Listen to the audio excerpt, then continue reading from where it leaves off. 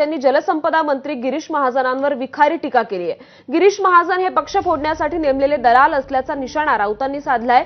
तर ठाकरेंच्या काळात चौकशी लागल्यावर महाजन पक्ष सोडणार होते, त्यामुळे सत्तांतर झाल्यावर भाजप सोडणारे पहिले महाजन असतील, असंही संजय राऊत म्हणाले।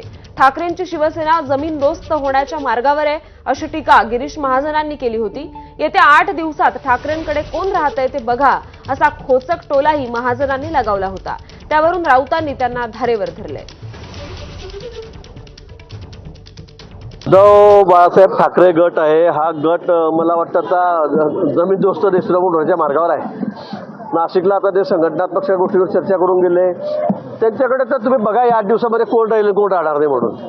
त्या माणसाच्या बडबडीमुळे, त्या वागण्यामुळे सगळे लोक परेशान आहेत। मला वाटतं स्वतः उद्धवजी परेशान असतील, पण ते आउट ऑफ कंट्रोल झालेला आहे। हा पक्ष संपवण्यासाठी मला असं वाटतं की संजय राऊत पुरेसे आहेत। हातात पोलीस आहेत, पैसे आहेत प्रचंड, टेंडरबाजीतून, खंडणीतून, आणि त्या ताकदीवर लोकांना धमक्या देऊन पक्ष फोडायचे।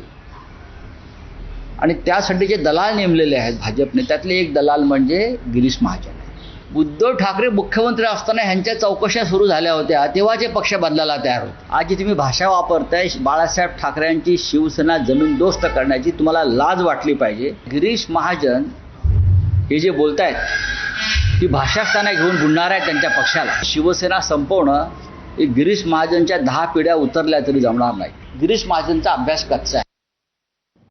तर संजय राऊतांनी एवढी दलाली आजवर कुणी केली